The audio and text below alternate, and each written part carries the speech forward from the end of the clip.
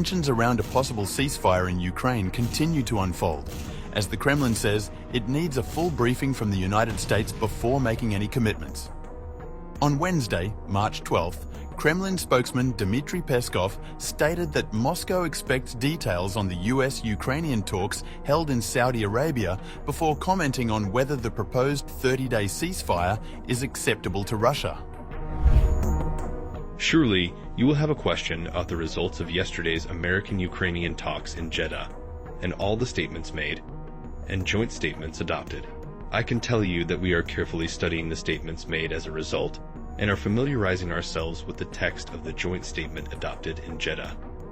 We'd assume that, as was said yesterday in Jeddah, Secretary of State Rubio and National Security Advisor Waltz will inform us through various channels in coming days about the details of the negotiations that took place and the understandings reached. His remarks come after Ukraine signaled its support for the American proposal, with US Secretary of State Marco Rubio confirming that Washington would now take the offer to Moscow. Peskov emphasized that the Kremlin is awaiting direct communication from Rubio and White House National Security Advisor Mike Waltz, expected in the coming days. He also did not rule out a potential phone call between Russian President Vladimir Putin and US President Donald Trump, stating that such a conversation could be arranged very quickly if needed. We also do not rule out that the topic of a telephone conversation at the highest level may arise, but if such a need arises, it will be organized very quickly. The existing channels for dialogue with the Americans allow this to be done in a fairly short time. Speaking from Ireland after the US-Ukraine discussions in Saudi Arabia, Secretary Rubio made it clear that Washington is awaiting Russia's response. Now we all eagerly await the Russian response and urge them strongly to consider ending all hostilities so people will stop dying, so bullets will stop flying, and so a process can begin to find a permanent peace. I think the first step in all this is the acceptance that there is no military solution to this conflict. Neither side can militarily achieve their maximalist gains, their maximalist goals. Neither side can achieve them through the military side. The only way this conflict can end is through negotiation. That's the only way you're going to have peace, is through negotiation. And so we need to start that process. And it is hard to start a process when people are shooting at each other and people are dying. And so our hope is that we can stop that, all these hostilities, and get to a negotiating table where both sides, over some period of time with a lot of hard work, can find a mutually acceptable outcome that, in the case of Ukraine, obviously secures their long-term prosperity and security.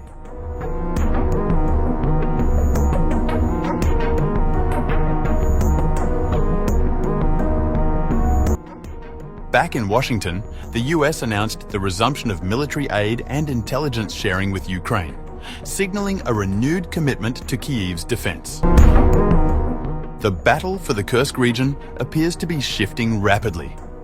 Reports on Wednesday indicate that Ukrainian forces holding a salient inside Russia's Kursk Oblast have been forced to retreat. While official Ukrainian sources have yet to confirm a full withdrawal, multiple observers, including open-source intelligence group Deep State, suggest Kyiv's troops have now left the key town of Sudza, but remain in parts of the region. We are also closely following all the information that comes from our military. The data that our military personnel are giving us indicates that our troops are successfully advancing in the Kursk region, liberating those areas that were under the control of the militants. The dynamics are good. Independent analysts say Russian forces entered Sudza with little resistance. Russian pro-war channels have published footage of Russian soldiers raising their flags, alongside banners of the Russian Empire, the airborne forces, and even the Wagner Group on Sovetskaya Square. For Ukraine, the Kursk incursion was always a strategic maneuver. Since launching an offensive in August, Kyiv's forces had seized over 1,300 square kilometers inside Russia, aiming to use the territory as leverage in future negotiations. Now, that control has dwindled to less than 200 square kilometers, according to Deep State.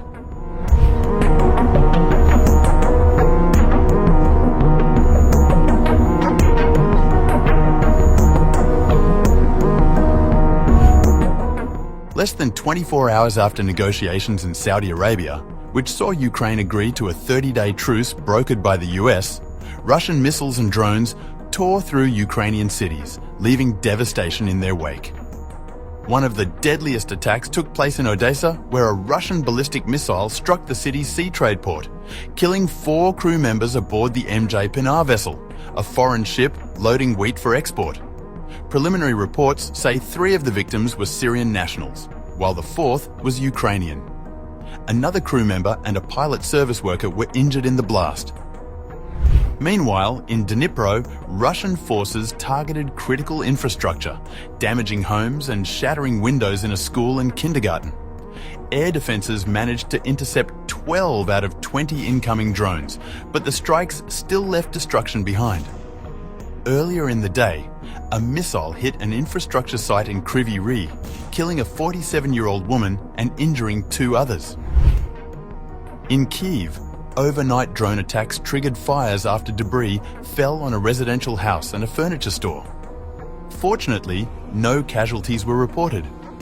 But in Donetsk, local prosecutors confirmed 3 deaths and 2 injuries following Russian strikes. These attacks come just as Ukraine publicly embraced the US-led ceasefire initiative.